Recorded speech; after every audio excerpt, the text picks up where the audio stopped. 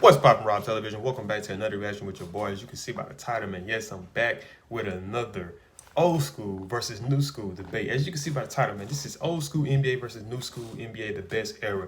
Now, for the most part, based off of all of my subscribers and the people who view my videos, I already know who y'all gonna say the best era is. But I just like to see because it's benefits of both eras. You know what I mean? So it's like a lot of people they're gonna say the old era was the best era, which the old era was a great era too. But I think also the new era is a good era too. But you just gotta have the eye for it. I mean, you gotta be open to it. Like if you're going into it based off of what you used to watch, then you're not gonna like it. But if you're going into it to look at it from the evolvement of how things used to be, then I mean, I feel like you can kind of take a liking to it. But that's what I'm guessing. That's what this video is gonna dissect. You know, show the differences between the new school and the old school, which we pretty much all know. But then you never know, he might be coming with some new facts. And plus, I haven't seen my man Sean David in a while. So man, like I always say, make sure y'all show him some love because he provides a lot of content out for me to react to get for you guys. But before we get into this video, man, do me a big favor. Smash that thumbs up button. Also, if you're new to the channel, make sure you subscribe. Click that post notification bell to be notified on all things Rob Television. Let's check it out. All right, you guys, do me a big favor, man. Before you get into this video, if you haven't already, man, follow me on all my social medias, Instagram, Snapchat, Twitter. All the links will be down in the description. And if you wasn't notified on this from my previous videos, I also have a PayPal just in case you guys want to donate. Whatever the amount is, it don't matter. It could be 50 cents. You know what I mean? If you want to donate that, make sure you show me some love on that. PayPal link will be in the description as well. All my links for everything is in the description, man. Make sure y'all show that some love. Let's get into this video. 274. Kobe.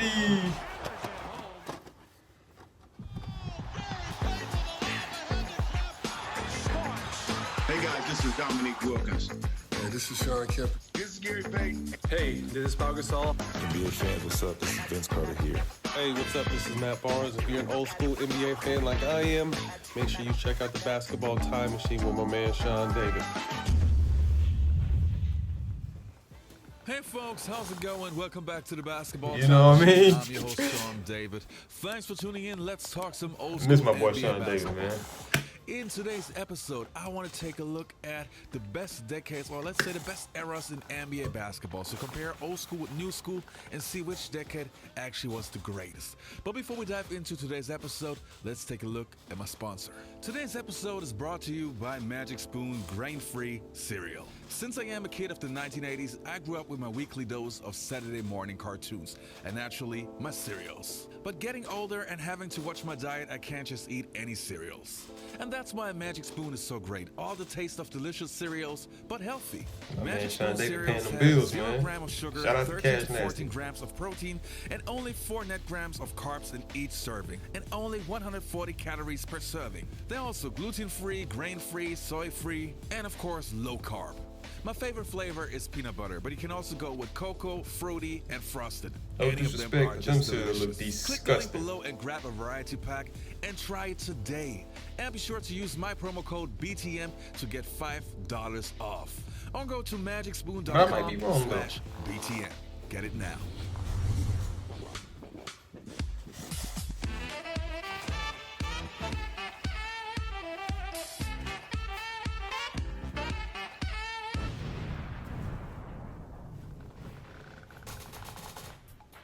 So how am I going to approach this list? Well, I narrowed it down to 5 different eras. So let's start with number 5. Coming in at number 5 are the 2010s. As an old school NBA fan, this is the era where the game truly changed a great deal. The NBA became more of an offensively minded league, just like in the 1970s, but without the physical aspect. There's no denying that this decade had many great players like Dirk Nowitzki, LeBron James, D. Wade, Kobe. Kevin Durant, Steph Curry, etc. But the game itself moved away from the fundamentals and focused way more on athleticism. Some of the biggest superstars are naturally great players and could have played in any era, but also would like to say that they never were tested in the way that some of the other legends got tested. But more on that later when we talk about other decades. The 2010s are the rise of the three-pointers, and gone are the days of the dominant big men. But from this... Now, James Harden is one person that I can argue that I ain't gonna say I can argue with y'all on that one, but I feel like he probably one that has been dominant back then in the league back then when you actually could hand check. 'Cause he is his game is compiled of isolation. So if you can hand check him and get physical with him, yeah, he probably would not been that good. but from this point onwards, guards would dominate the league. Also, one reason why I can't rank this decade higher is that there were hardly any skilled big men, no variety, and every team played the same way. There's no denying that the guys could jump out of the building and shoot from literally everywhere, but when it comes to the all-around game, this decade was the start of the boredom. Just because Dirk is 7 feet tall and he's a great shooter, just because Kevin Durant is 7 foot and he's a great shooter, that don't mean all you other 7-foot dummies should be out there shooting jumpers. And the next decade that I have on my list, so coming in at number 4, is the 1970s. The era of Dr. J, Kareem Abdul-Jabbar, George Gervin, aka the Iceman, and many other legends. When we talk about the 1970s, we have to remember that this was a very wild era. Many players were using drugs and not every team was good. But what was outstanding to me was that this decade seemed to have a healthy balance of fundamentals and athleticism. If I hear some people talk about that guys could not jump back in the days, they should really take a look at the early footage of David Thompson and Dr. J. And no, I don't want to say that the 1970s were the best era in NBA basketball, but this would be a springboard of what was about to come. And some of its superstars laid the groundwork of what would later be the perfect NBA. You know, when you talk about Oscar Robertson, I was on a panel with Oscar Robertson and Jerry West. And to see Jerry West talk about Oscar Robertson, look, I know I'm the logo and everything else. He said, but in my era, there was no better basketball player than Oscar Robertson. Amen. And next on my list, so coming in at number 3 are the 2000s. What a great era. But I have to be honest, back in the days, I already realized that this was a different style of basketball than I was used to in the past. But it was still very much enjoyable basketball. We had Shaquille O'Neal, we had Kobe Bryant, we had Allen Iverson, Kevin Garnett, and all in all, those players were great. These players easily could have been the face Carter, of the league Paul if there Pierce, weren't Tracy, just so many McGrady. of them. This to me was the golden age of power forwards with Duncan, Webber, Nowitzki, Garnett, Wallace, and so on. And again, a totally different style of play. A major difference was the style the point guards played. Slowly but surely, point guards morphed into scorers instead of being pass-first guards. Still, the dynamic of the game was healthy. Guys were still playing defense, though not as tough and brutal as in my 2 favorite eras. Also, we still had some small rivalries which were important for us fans. However, one reason why I can't rank this decade higher was that the big men started to vanish. Shaquille O'Neal and Yao Ming seemed to be the last dominant big, while Olajuwon, Ewing, and David Robinson retired. Giving me a 5 from the 2000s. Big fella. I guess you would, big fella. Number 5, I'll put Dr. O'Neal. After 2, gotta go with the Copester. Okay. After 3, who's after 3? Give me some names. Bron. T-Mac. Yeah, LeBron. Melo. Yeah, LeBron after 3. Paul After Pierce. 4, you gotta go with Mr. Duncan. And the point's gonna be hard. Nash beat me out twice for MVP. I still don't know how. Who's your point guard? I'm gonna go with AI. And knew coming he in was gonna at pick number AI. 2 are the 1990s. Guys, here I have to be objective. The 1990s to me was the most fun time to be an NBA fan ever. I mean, the Bulls itself are reason enough. Prime Jordan, then of course guys like Karl Malone and John Stockton, Sean Kemp, Gary Payton, Olajuwon, and a young Shaq. Charles Barkley. You name it. It was great to be alive at that time and to see some of the most beautiful basketball plays ever.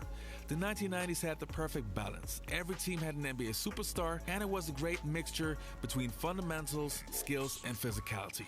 What I also loved was that each conference stood for a specific style of play. The East was more physical and a little bit slower, while the Western Conference was more of a run-and-gun basketball. I would put any 1990s legend in today's NBA, and I bet you they would be even better today. I mean, remember back in those days there was still handshaking. It was really tough for guys to score a basket. And yes, maybe guys today can shoot a little bit better, but I also would like to see how they would shoot while they're getting their asses knocked on the floor. Talent-wise, there was only one decade that was even better than the 1990s. And be careful how you answer that number 5 spot. I mean, it's a no-brainer who my center okay. is. All It's a right. no-brainer. Just checking. Power forward. Put these hands on you. Put the paws on you. 2-guard MJ. Okay. And my point guard, I'm going with John Stockton. Oh, Lord.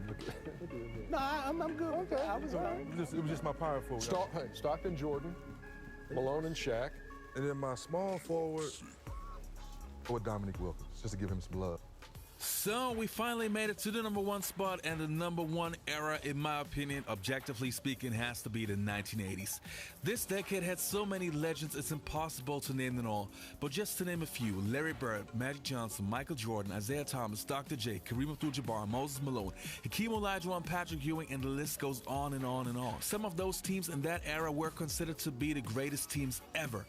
And just like in the 1990s, guys played physical defense but also been talented on offense. This decade, to me, has to be the most talented in NBA history. Now, I think the toughest era, just looking at it, is the 80s. I mean, when you look at, the two teams that, we argue and say are the two best ever.